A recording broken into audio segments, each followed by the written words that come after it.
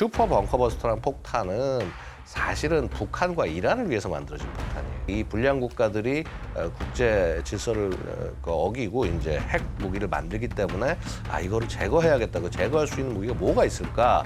그래서 오직 미국만이 운용할 수 있는 이 13.6톤짜리 그리고 길이는 6.2m짜리 거대한 폭탄이 만들어져서 2013년에 전력화가 됐습니다. 원래 자기가 사용되기 위한 용도로 12년 만에 실전에서 사용이 된 셈입니다. 실시간 재난안전정보방송 재난안전119 안전토크 시간입니다. 오늘은 아산정책연구원의 양욱 연구위원님 나오셨습니다. 어서 오십시오. 예, 안녕하십니까. 우선 어제 미국이 이란의 핵시설 3곳을 폭격한 소식부터 알아봐야 되겠습니다. 미국이 결국 중동전쟁에 공식 참전한 건데요. 관련 뉴스 두 편을 먼저 보시고 말씀을 이어나가겠습니다. 미국이 이란의 주요 핵시설 3곳에 정밀 공습을 단행했습니다. B-2 스텔스 폭격기들이 지하 핵시설이 있는 포르도에 초강력 벙커버스터 12발을 쏟아부었고 미 해군 잠수함은 나탄즈와 이스파한 핵시설에 토마호크 미사일 30발을 발사했습니다. 트럼프 대통령은 이번 공격의 목표가 세계 최대의 테러 지원 국가, 이란이 제기하는 핵 위협을 종식시키는 것이었고 그 목표를 달성했다고 주장했습니다. The strikes were a spectacular military success. Iran's key nuclear enrichment facilities have been completely and totally obliterated. 트럼프 대통령은 이어 이란을 향해 이제 평화를 선택해야 한다고 강조했습니다. 미국에게 보복해올 경우 다음 공격은 더 강력할 거라고 경고했습니다. There will be either peace or there will be tragedy for Iran far greater than we have witnessed over the last 8 days. Remember, there are many targets left.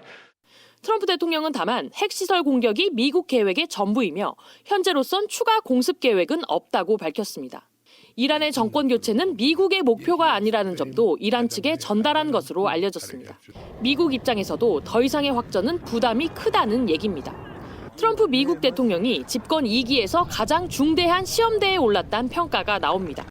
포르도는 끝장났다. 이란 공습 뒤에 트럼프 대통령이 소셜미디어에 남긴 한마디입니다. 미국이 이번에 공격한 이란 핵시설 3곳 중에서도 포르도는 이란 핵 개발의 심장부로 꼽힙니다. 포르도엔 60% 농도의 우라늄 408kg이 보관돼 있고 우라늄 농축을 위한 원심 분리기 약 2,700대가 가동 중인 걸로 파악됩니다. 이를 바탕으로 단 3주 만에 핵무기 9기를 생산할 수 있는 농축 우라늄을 만들어낼 수 있다는 분석이 나옵니다. 미국은 이곳 포르도를 무력화해야 이란의 핵 능력을 해체할 수 있다고 판단했습니다. 산악지대 깊이 80에서 90m 지하에 요새화한 이 핵심장을 타격하기 위해 미국의 초강력 벙커버스터가 전격 동원됐습니다. B-2 스텔스 폭격기 6대가 미국 미주리주 기지에서 공중급유를 여러 차례 받아가며 37시간을 논스톱으로 날아가 GBU-57 벙커버스터 12발을 포르도에 투하했다고 미국 언론들이 보도했습니다. 벙커버스터는 벙커를 부순다는 이름 그대로 GPS 유도 장치를 통한 정밀 타격이 가능해 단 한 발로도 지하 60m까지 벙커나 핵시설을 파괴할 수 있습니다. 특히 연속으로 투하하면 폭발 때마다 더 깊이 파고드는 효과를 냅니다. 최신식 벙커버스터의 첫 실전 투하를 두고 트럼프 대통령은 매우 성공적이었다고 자평했습니다. KBS 뉴스 신지원입니다. 네, 지금 뉴스 함께 봤습니다. 위원님, 이번 작전명이 미드나잇 벙커, 즉 한밤에 이제 망치란 그런 뜻인데요. B-2 폭격기를 이용해서 이제 벙커버스터를 실전에 사용하게 됐는데 처음 실전에 이제 사용을 한 것이라고 봐야 되겠죠. 이 시점에 이제 미국의 이란 폭격 전반적으로 어떻게 이해를 하고 계십니까? 사실은 이제 이스라엘이 모든 조건을 다 만들어 놓은 겁니다. 이스라엘이 이란의 공습을 시작을 하면서 이란의 핵시설들 대부분을 사실상 파괴를 했고 특히나 핵 과학자들까지 제거를 하면서 핵 능력을 거의 다 무력화시켰는데 네. 마지막 남은 단초 중에 하나가 바로 이 포르도 지하 핵시설이에요.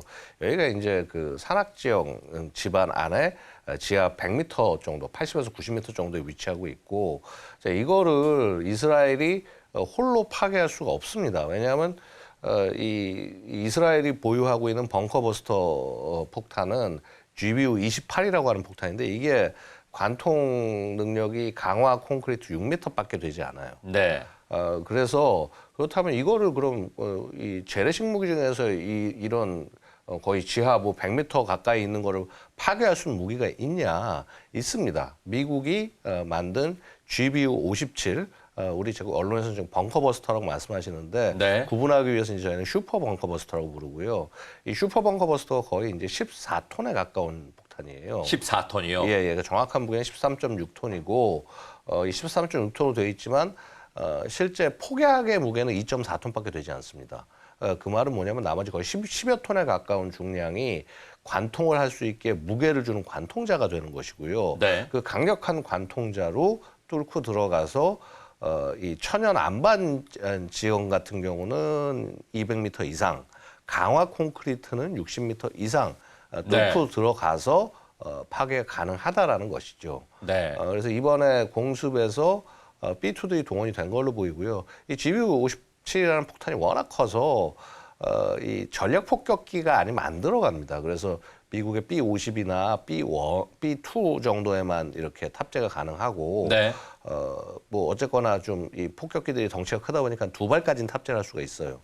그래서 이제 총 12발이 떨어졌다고 그러는데 그럼 최소한 이제 6대가 출격을 했다라는 얘기가 되는 것이고요. 그렇군요. 예. 그 6대 편대가 가서 이제 투발을 하면서 투발도 조금 더 관통력을 확실하게 하기 위해서 환기구 근처로 떨군 모습이 보입니다. 즉 네. 아무래도 환기구 쪽은 뭐 정확하게 명중하지 않더라도 그쪽 상대적으로 지반이나 이런 것들이 약하기 때문에 관통이 더 확실하게 될 수 있는 가능성이 높아지는 것이고요. 네. 자, 그래서 이렇게 상당히 한 12발 정도 떨궜다면은 상당 부분 파괴를 할 수 있지 않을까 기대는 하고 있습니다. 그렇군요.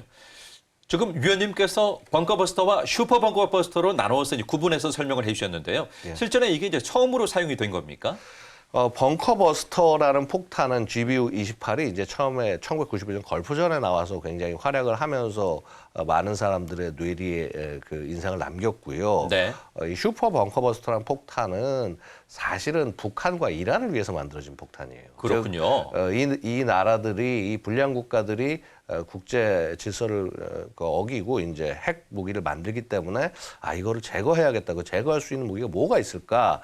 그래서 벙커버스터로 파괴를 해야 되는데 더 큰 벙커버스터를 만들어야겠다라고 해서 오직 미국만이 운용할 수 있는 이 13.6톤짜리 그리고 길이는 6.2m짜리 거대한 폭탄이 만들어져서 2013년에 전력화가 됐습니다. 그리고 결국은요 이제 2025년에 사용이 되지 않습니까? 네. 그러니까 원래 자기가 사용되기 위한 용도로 12년 만에 실전에서 사용이 된 셈이죠. 알겠습니다.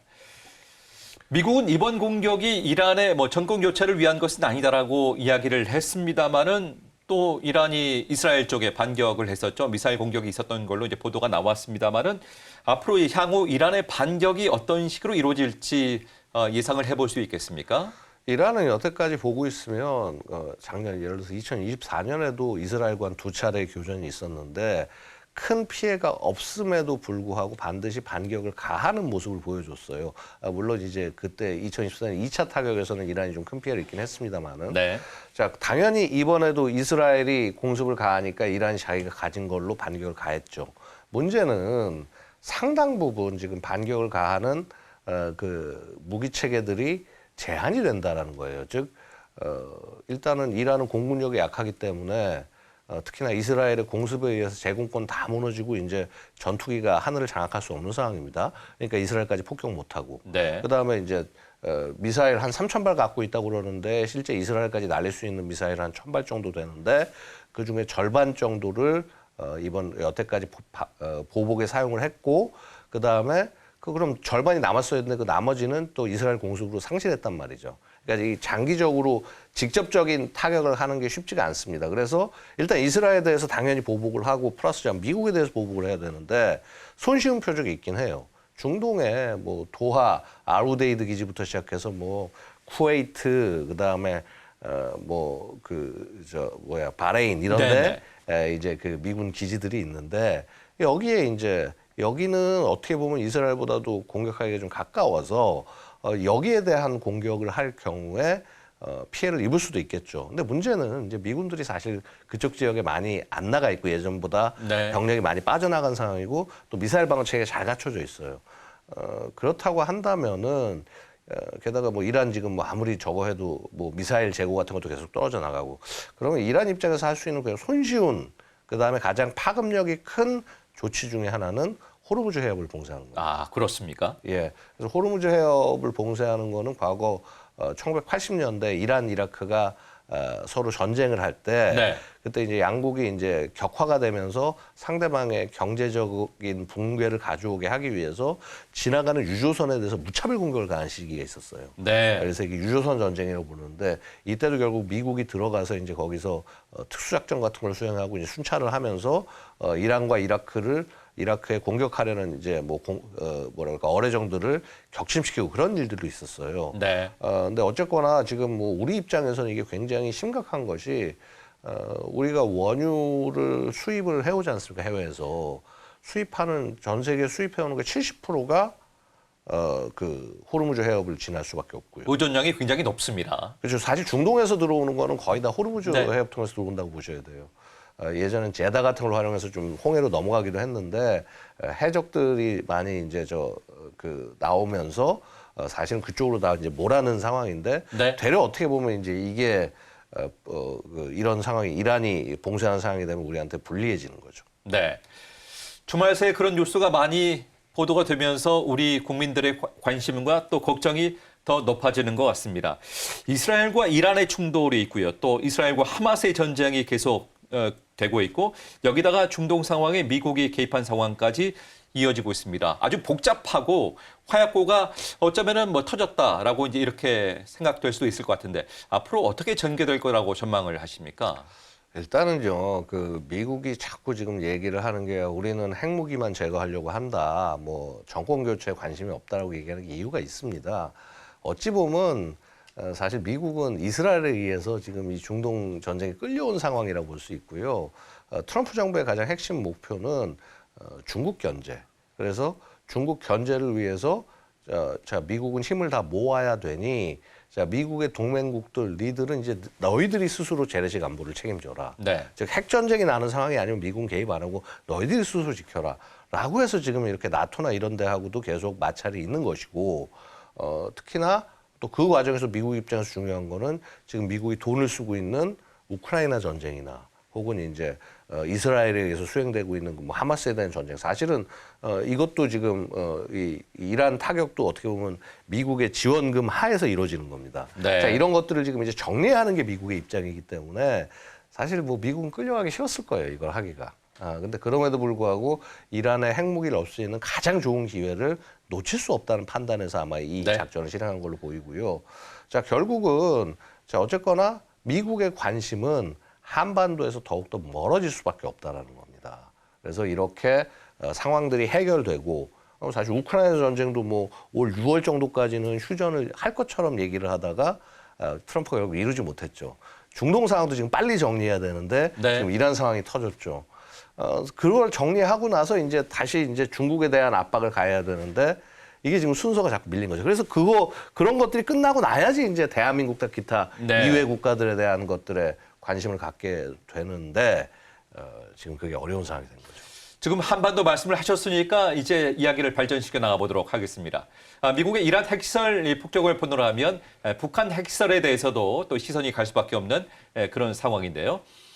지금부터는 북한의 핵시설 관련 말씀을 좀 나눠보도록 하죠. 최근 북한 영변에서 새 핵시설이 포착됐다는 그런 뉴스가 나왔습니다. KBS가 위성 사진을 토대로 단독 보도한 내용이 있는데 그 뉴스부터 함께 보시겠습니다. 북한 평안북도 영변 핵단지. 기존 50메가와트급 원자로와 방사화학 실험실 사이에 파란색 지붕 건물이 새로 들어섰습니다. 가로 약 120m, 세로 약 45m로 강선 핵시설과 비슷한 크기입니다.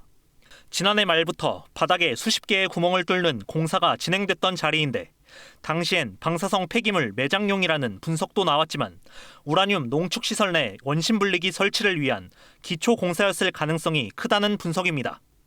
앞서 김정은 위원장은 지난해 강선으로 추정되는 우라늄 농축시설 공개 당시 신형의 원심분리기 도입 사업도 완성 단계라고 주장한 바 있는데 바로 이 개량형 원심분리기가 대량 설치됐을 가능성도 제기됩니다.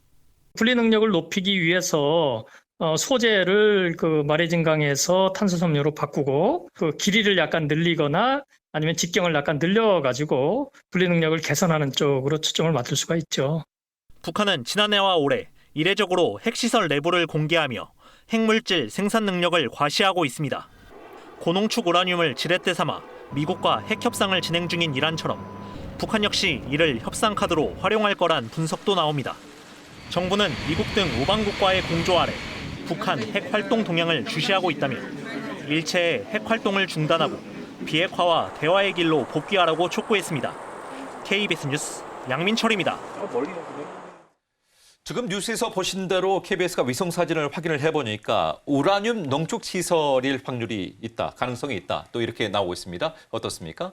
원래 뭐 영변하고 강선이 가장 대표적인 그 우라늄 농축 시설로 알려지고 있어요. 근데 이제 아시다시피 영변이 이제 가장 첫 시설 중에 하나고 네. 사실 현대화가 필요한 상황입니다. 그래서 그런 부분들을 감안을 해서 결국은 이 영변 지역에도 다시 새로운 설비로 이 그 우라늄 농축 시설을 만들지 않을까. 네. 사실 우라늄 농축 시설 만드는 게 그렇게 어려운 것이 아닌 게요. 한 300평 정도의 부지만 있어도 원심 분리기 1000개를 이렇게 그 안에 갖다 놓을 수가 있습니다. 그런가요? 예, 그래서 이제 물론 이제 그 위에 기체 분리법이나 이런 걸 써야 되기 때문에 이제 다양한 장비들이 위에 이제 원심 분리기 위에 붙긴 하지만은 네. 자, 그럼에도 불구하고 사실 어떻게 보면 시설 자체는 되게 짓기가 그렇게 어려운 것은 아니고요. 근데 다만 이제 이것을 우리 아까 이란에서 경우에서처럼 포르도 시설이 이제 가장 주목을 받는 게 지하 깊숙이 이제 그걸 만들어 놓은 거거든요. 네. 그래서 이제 그럴 때는 엄청나게 많은 노력이 들어가는 거죠. 그래서 지금 사실 뭐 영변이라든가 강선은 대표적으로 노출된 시설이지만 노출되지 않은 시설도 꽤 있다는 겁니다. 네. 원래 영변의 핵시설 하면은 플루토늄 기반의 시설이 많다고 제가 이야기를 들은 바가 있는데 지금 예. 우라늄 농축 기반의 시설들 그리고 이제 플루토늄 예. 기반의 시설들 시청자 여러분들을 위해서 좀 알기 쉽게 설명을 해주시겠습니까? 자, 이게 이제 아주 간단히 얘기하면 플루토늄하고 우라늄의 차이부터 이제 일단 이해를 하셔야 되는데 네. 뭐 사실은 기본적으로 같은 물질이 그러니까 같은 방사성 엄청나게 이제 에너지가 센 방사성 물질이긴 합니다만 우라늄 특히 우라늄 중에서 235가 핵폭발에 사용이 돼요. 네. 근데 이제 그리고 우라늄이 235가 있지만은 이제 238이 있고요. 그래서 그 중에서 이제 이걸 추출해 내서 그 우라늄 235만을 이렇게 그 원심 분리를 통해서 추출해 내는 게 우리가 아는 그 원심 분리법이고요. 그다음에 이제 추출해 내면서 이제 그게 막 뭐 육불화수소 같은 걸 집어넣어서 약간 이제 액체 상태처럼 만들고 기화시켜서 농축시키고 1년을 열심히 원심 분리기 1000개를 돌려서 농축을 시켜야 핵폭탄 한 발 정도가 나오는 겁니다. 분량이. 그렇군요. 예. 네. 근데 이제 반면에 이제 플루토늄은 뭐냐면요. 기본적으로 그 우라늄을 활용한 그 핵 연료봉, 그러니까 우리 그 원자력 발전할 때 보면 연료봉 집어넣어서 쓰지 않습니까? 네. 이 연료봉을 태우고 난 핵 폐기물을 네. 화학적으로 가공하면 여기서 나와요. 그렇군요. 예, 그래서 기본적으로 뭐 반드시 플루토늄을 핵을 만들려고 이것을 하는 것이 아니라 네. 기존의 폐연료봉들을 또 처리해서 거기서 이제 남은 또 그 방사성 물질들을 모아서 이제 다시 뭐 핵 발전이나 다른 용도로 쓰기 위해서 재처리를 하는 건데 네.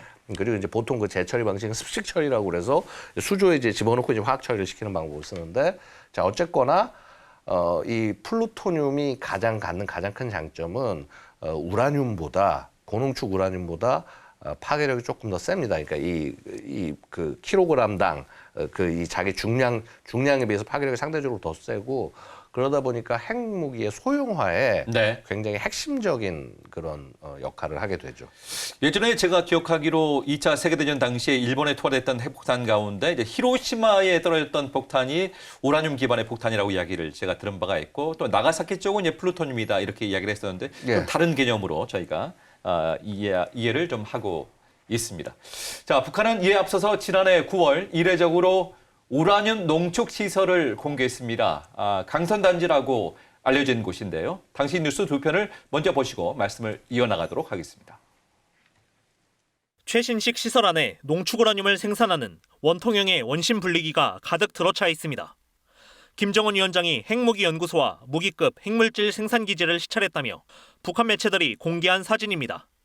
북한은 2010년 미국의 핵물리학자인 시그프리드 해커 박사를 초청해 영변 핵단지 내 우라늄 농축 시설을 보여준 적은 있지만 대외적으로 공개한 것은 이번이 처음입니다. 김 위원장은 거듭 만족을 표하며 원심 분리기 숫자를 늘리고 신형 원심 분리기 도입도 계획대로 진행해 무기급 핵물질 생산 토대를 한층 강화해야 한다고 강조했습니다. 아울러 전술 핵무기 제작을 위한 핵물질 생산 목표도 보다 높게 잡아 제시했습니다. 시찰에는 북한의 핵개발 총책으로 꼽히는 홍승무 노동당 군수공업부 제1부부장이 동행했습니다. 정부는 북한이 핵능력 강화를 운운하며 우라늄 농축시설을 공개한 데 대해 강하게 규탄했습니다.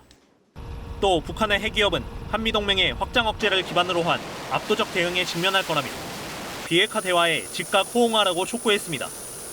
일각에서 제기되는 북한 7차 핵실험 가능성에는 예단하지 않겠다면서도 강행시 전례 없는 수준의 억제와 제재에 직면할 것이라고 경고했습니다. 김정은 위원장 양옆으로 빼곡하게 줄지어 있는 기다란 회색 원통들. 상단부는 가느다란 관을 통해 연결돼 있습니다. 고농축 우라늄을 확보하려면 기체 상태의 우라늄을 원심 분리기에 넣고 고속으로 회전시켜야 하는데 효율을 높이기 위해 원심 분리기 수백 수천 대를 연결한 캐스케이드라는 설비를 활용합니다. 이런 설비까지 공개하며 핵무기 제조를 위한 고농축 우라늄의 대량 생산이 가능하다는 점을 과시한 겁니다. 북한은 최대 10,000개의 원심 분리기를 가동 중인 거로 알려졌는데 연간 8개의 핵무기 생산이 가능한 200kg의 고농축 우라늄 확보가 해마다 가능한 수준입니다. 또 기존 원심 분리기는 약 2m 높이로 알려졌는데 이번에 공개된 건 170cm 안팎 낀 김 위원장 키와 엇비슷해 원심 분리기 개량에도 성공한 거로 추정됩니다. 형태가 바뀌었기 때문에 이전보다는 성능이 개량되지 않겠냐라고 생각을 하는 거죠. 향후에는 지금 공개한 것보다 더 개선된 우라늄 원심 분리기를 만들어가지고 새로운 이제 캐스케이드를 구성할 가능성이 있는. 북한은 시설의 위치를 공개하지 않았지만 비밀 핵시설로 지목된 평양 인근 강선단지일 가능성이 높습니다. 북한 매체는 김 위원장의 시찰 장소를 소개하며 능력 확장을 진행하고 있는 공사 현장이라고 밝혔는데 국제원자력기구 IAEA는 최근 보고서를 통해 강선단지에서 확장 공사가 진행됐다고 밝힌 바 있습니다. KBS 뉴스 고은입니다. 지금 방금 보신 뉴스에서 강선단지는 평양 인근이고요. 또 아까 그 위성에서 포착했던 영변에 있는 그 우라늄 농축 시설도 또 있었고 지금 상당히 많은 그 우라늄 농축 시설이 지금 퍼져 있는 것 같은 그런 느낌인데요. 이외에도요, 뭐 영변 강선 말고도 뭐 영절이, 하갑, 뭐 박천, 태천, 천마산 최소 5개 이상 정도가 더 있는 걸로 보여져요. 아, 그렇군요. 예, 그래서 뭐 지금 아까는 뭐 8발 정도 1년에 뭐 생산이 가능하다고 말씀하셨지만 사실은 훨씬 더 많은 숫자일 걸로 추정을 합니다. 네. 자, 이렇게 핵시설에서 만들어진 핵무기, 다시 말해서 이제 핵탄두를 이제 만드는 것 아니겠습니까? 과연 북한이 핵탄두를 얼마나 좀 갖고 있다고 봐야 되는 걸까요? 자, 일단 북한이 핵탄두를 실험한 거는 딱 2종이 있어요. 2종이요? 예, 그래서 2016년에 5차 핵실험 때 실험을 한 원통형, 그러니까 구형의 핵탄두가 있고 이제 이게 그 핵 분열만을 일으키는 원자폭탄. 그리고 2017년에 그 6차 핵실험에서 보여준 게 장구 모양으로 돼서 이거는 이제 핵 융합까지 일어나는 수소폭탄 이렇게 이제 표현을 할 수가 있는데 이 2가지를 갖고 핵탄두를 만들었을 걸로 추정합니다. 네. 그러니까 각각 20에서 30발 정도를 개를 만들었다라고 봤을 때 한 뭐 50에서 60개 정도의 핵탄두를 이미 보유하고 있을 것이다. 한 50개에서 60개 정도예요? 예, 그렇게 최대치가 그렇습니다. 제가 말씀드린 거는 이제 그렇게 볼 수가 있고, 자 문제는요. 북한이 2023년 3월에 화산 31이라고 하는 전술핵탄두, 굉장히 소형화된 전술핵탄두를 보여주었는데 이건 아직 핵실험을 안 했죠. 이제 이걸로 실체 핵실험을 할 걸로 보는데 만약 실체 핵실험을 해서 이게 완성이 된다라고 하면 이제 북한이 여태까지 모아놓은 엄청난 핵물질을 갖다가 전부 다 네. 그 화산 30일 가지고 핵탄두를 만들기 위해서 사용할 거다라고 추정할 수 있습니다. 앞으로 이제 고도화가 계속되는 그런 과정으로 저희가 이해를 해봐야 될 것 같습니다. 2019년 베트남 하노이에서 이른바 하노이 노딜 당시에 트럼프 대통령이 북한과의 그 합의가 결렬된 이후로 북한의 영변 핵시설 말고도 다른 지역에 그 핵시설이 많기 때문이다 이렇게 또 지목되기도 있었습니다. 그 6년 사이에 북한이 이런 그 시설들을 활용해서 핵폭탄을 좀 많이 만든 그런 셈이 됐네요. 그렇죠. 사실 뭐 북한이 미국과 무슨 비핵화 협상을 했다라고 생각하시는 분들이 있는데 사실 그렇지 않습니다. 네. 핵 무장 국가로서 협상을 했을 뿐이고 실제 핵무기 실험들도 이때 전부 다 장거리만 안 했지 단거리들 같은 것들은 굉장히 많이 실시를 했다라는 거죠. 자, 이렇게 꾸준히 해오다 보니까 어떻게 됐냐면은요. 네. 이 북한의 연간 핵탄두 생산량을 이제 저희 아산 정책연구원과 미국의 랜드 연구소가 같이 이제 추정을 해서 2021년 연구를 했는데 12발에서 18발 정도. 좀 그래프에서 좀 나오고 있습니다. 예, 맞습니다. 그래서 그 그래프를 보시면은요. 네. 이미 2021년에 100발 이상 분의 그 핵물질을 그리고 2027년이 되면 200발 분량의 핵물질을 이렇게 축적해서 이제 그때까지 쭉 양산을 하는 거고요. 그렇군요. 2032년에 되면 300발까지의 네. 분량도 만들어낼 수 있게 되는 겁니다. 네. 핵탄두를 만들어도 이걸 표적까지 싣고 갈 수 있는 발사체, 즉 이 탄도미사일 기술이 어디까지 왔느냐가 굉장히 중요할 것 같습니다. 북한의 미사일 기술이 지금 어디까지 왔다고 저희가 알 수 있습니까? 글쎄요, 이 미사일 기술은 보면은 일단 뭐 북한은 거의 모든 종류의 미사일을 스스로 만들 수 있다고 보셔야 돼요. 그렇습니까? 예, 이제 뭐 CRBM 근거리 탄도미사일, SLBM 단거리 탄도미사일, 네. MRBM 준중거리, IRBM 중거리, 그다음에 심지어 ICBM까지. 근데 탄도미사일이요? 그중에서 대륙간 대륙간 탄도미사일. 근데 이제 단거리에서 중거리까지는 사실상 완성됐다고 봐야 돼요. 물론 저 성능이 엄청나게 뛰어나다 뭐 이거는 일단은 둘째 치고 일단은 그 정도 기술까지는 충분히 왔는데 자, 문제는 ICBM입니다. ICBM은 아직까지 이제 대기권 재진입, 특히 이제 대기권 재진입만 해서 끝나는 게 아니라 목표를 정확히 맞춰야 되고 또 최근 현대적인 ICBM은 다탄두로 해서 여러 개로 이제 동시에 목표를 공격을 하는데 네. 그런 기술은 아직 입증되지 않았고요. 근데 다만 이제 이 그 나머지 미사일에서 특히 IRBM, MRBM 중거리 미사일에서 극초음속을 적용을 하면서 네. 극초음속 기술은 어느 정도 굉장히 완성에 가까운 모습을 보여주고 있습니다. 그렇군요. 지금 설명을 해주신 대로 이제 단거리냐, 중거리냐, 장거리냐, 대륙간 탄도미사일이냐에 따라서 뭔가 그 개발하는 목표나 의미가 좀 달라질 것 같습니다. 북한은 어떤 전략을 갖고 이렇게 계속 개발을 해나가고 있습니까? 처음에는 북한은 그냥 핵미사일을 탑재만 할 수 있는, 핵을 탑재할 수 있는 미사일만 만들면 됐죠. 그래서 이제 무슨 스커드 미사일이나 이런 것들을 막 역설계를 해가지고 해서 이제 네. 자국화를 한 건데, 그리고 이제 그거 열심히 해오다 보니까 한 2010년대 중반에는 1960년대 혹은 70년대 정도 그 소련이 쏘던 미사일 기술까지는 근접을 한 거예요.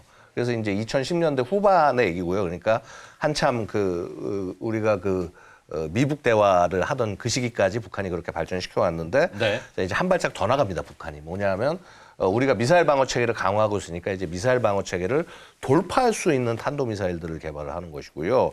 자, 그런 과정에서 단거리 미사일은 팝업 방식, 그다음에 중거리 준중거리 중거리는 극초음속. 네. 그다음에 ICBM은 이제 뭐 아까 말씀드렸던 다탄두 각계 돌입 능력 이런 것들을 이제 추구해 나가고 있다라고 보여집니다. 네.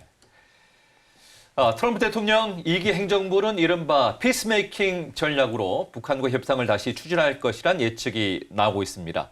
그런데 이제 북핵 문제와 관련해서 미국 본토에만 위협이 안 가도록 하는 협상을 하다 보면은 오히려 이제 한반도 쪽으로 북핵 위험이 우리나라가 떠하는 거 아니냐 하는 그런 걱정도 나오고 있거든요. 어떻습니까? 그런 걱정을 할 수는 있는데요. 일단 한 가지 보셔야 될 것이 북한의 의도를 보셔야 됩니다. 북한이 왜 ICBM을 열심히 개발하냐면 북한은 결국 북한이 왜 핵을 개발하냐? 미국에 대한 억제력을 갖겠다. 네. 그래야지 자기 정권이 산다라는 생각으로 가져가는 것이고, 자 물론 이제 뭐 미국과 핵 보유국으로 이제 인정이 돼서 미국과 핵 협상은 할지 몰라도 핵 군축 협상을 하는 건지 비핵화 협상을 하는 게 아닙니다. 그래서 뭐 그렇다면 이제 얘기하는데 미국 본토에 개발하는 거를 쏘는 능력을 뭐 이렇게 미국이 협상해가지고 미국만 빠져나가면 되지 않겠느냐? 네. 그럼 북한도 만족하지 않겠느냐? 이걸 스몰 딜이라고 얘기하는데요. 이거 북한 입장에서 스몰 딜이 아닙니다. 북한 입장에서 미국에 대한 공격을 갖는 게 가장 이 핵 개발하는 것에서 핵심 중에 핵심인데 또 어쩌면 생존의 문제이기도 하고요. 그거를 내놓는다? 네. 그렇게 접근할 수가 없고요. 그렇게 되면은 굉장히 미국도 많은 걸 줘야 되는 상황이 될 겁니다. 그래서 소위 이제 이 실제 스몰 딜이라고 얘기한 것이 빅딜이기 때문에 네. 협상은 쉽지 않을 것이라고 말씀드리겠습니다. 아까 위원님께서 이제 결국에는 미국과 중국과의 갈등 그 이야기를 잠깐 언급을 해주시지 않았습니까? 결국 미중 갈등의 틈바구니 속에서 우리가 어떤 전략을 가질 것인가 하는 것이 굉장히 중요할 듯 느껴집니다. 어떻습니까? 뭐 사실은 우선순위를 명확히 해야죠. 이제 한국이라는 나라가 어떤 나라고 어느 방향으로 갈 거냐. 네. 특히나 지금 이제 이 미중 경쟁이 무슨 단순한 그런 경쟁이 아니라 이제 경제와 이 사회 모든 거를 포함하는 거의 이제 그 뭐라 그럴까 전략 경쟁이 심화가 되는 그런 국면이 됐다는 거죠. 이러면 네. 사실은 우리가 편을 명확히 해야 됩니다. 그래서 뭐 중국 편인지 혹은 뭐 미국 편인지 불분명한 상태에서 계속 정책을 유지해 나가다 보면 결국 양쪽에서 다 피해를 받을 수밖에 없는 상황이 되는 거예요. 그래서 그렇다면 일단 기본적으로 우리는 미국과 동맹국이고 특히나 미국이 해구산을 우리한테 제공을 해서 네. 북핵을 억제하고 있다라는 것이기 때문에 결국 미국과 공조를 중시하고 특히 이제 사실 이제 또 미국이 지금 중국에게 집중한다고 재래식 억제 이거는 동맹이 맡아라. 그래서 한국을 대표로 찍었단 말이에요. 그 말은 뭐냐면 전적권 전환 받으면서 한국이 어쨌거나 북한에 대한 재래식 방어는 주도해라라는 것이 되는데 네. 자 이제 그런 것들을 좀 이렇게 우리가 확고히 해야 되지 않을까라고 네. 생각이 됩니다. 이게 확고하게 될 때야 이게 확고하게 되고 나서야 결국은 양국이 그 한미가 진정한 공조를 할 수 있고 중국과도 사실 그래요. 중국에 괜히 헛된 기대를 주면서 마치 무슨 군사적으로 협력할 것처럼 절대 못합니다. 근데 할 것처럼 하다가 만약에 또 사이가 어긋나면 그래서 일어난 게 사드 사태 같은 거가 되는 거예요. 그러니까 애초부터 네. 우리가 정확하게 중국에 대해서 우리는 너희랑 안보 협력은 못한다. 하지만 경제나 이런 분야에서 한번 잘 나가보자. 이런 진솔한 접근이 더 중요하다고 말씀드리겠습니다. 네. 자, 여러 가지 말씀을 해주고 계십니다. 핵 문제도 문제지만은 북한이 우크라이나전에 파병을 하면서 이 드론 전투를 경험을 했고 이른바 가성비 전투를 경험하면서 재무장을 계속하고 있습니다. 우리 군이 시급하게 또 대비를 해야 되겠습니다. 어떤 그 상황으로 또 이야기해 볼 수 있을까요? 글쎄요. 사실은 이제 이 드론 전쟁에서의 핵심은 드론 자체도 드론보다 더 중요한 게 있습니다. 어떤 겁니까? 지휘 통제입니다. 지휘 통제요. 그러니까 뭐냐 하면 통신이 안 되는데 드론이 될 리가 없어요. 그래서 자 이런 그 차세대 지휘 통제를 확립을 하고 이게 확립이 된 상태가 되면서 사실 드론의 하드웨어를 상급 제대 뭐 우리 아는 뭐 여단이나 대대급에서만 보유하는 것이 아니라 자 지금 우크라이나 전쟁에서 보면 심지어 소대 분대에서 드론을 자유자재로 씁니다.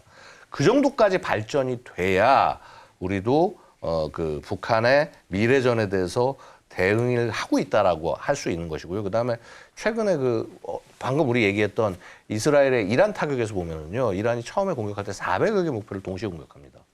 이게 사람이 절대로 그 목표를 찾고 처리할 수가 없어요. 네. AI 같은 것들도 적극적으로 활용하면서 그야말로 적이 상상할 수 없는 단계로 나가는 게 굉장히 중요해요. 그래서 우리도 이런 부분은 반드시 배워야 된다라고 말씀드리고 싶습니다. 네.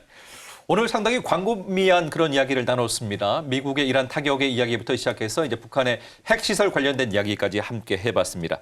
자, 끝으로 30초 안전 챌린지 시간입니다. 오늘 뭐 여러 가지 말씀을 해주셨는데 새로운 정부가 북핵 위협을 해결하기 위해서 이것만큼은 꼭 지켜야겠다라고 하는 것을 이 30초 안에 말씀을 해주시면 됩니다. 화면 상단에 30초가 돌아가게 되니까 30초를 생각하시면서 말씀을 해주시면 되겠습니다. 시작해 주십시오. 예, 핵심은 그 한국의 실력을 보여주는 겁니다. 즉 재래 전력에서 북한이 아무리 노력을 해도 추월할 수 없다. 이거를 확인시켜서 도발을 좌절시키고 미국과의 동맹을 강화해서 핵 보장을 확실히 하는 거. 바로 이럴 때 북한은 헛된 위협 대신에 진지한 대화를 추구할 것으로 생각합니다. 네. 자, 2초 남았는데 예. 네, 잘 감사합니다. 하셨습니다. 예. 여기까지 듣도록 하겠습니다. 네, 지금까지 아산정책연구원의 양욱 연구위원과 오늘 말씀 나눠봤습니다. 오늘 말씀 감사합니다. 감사합니다.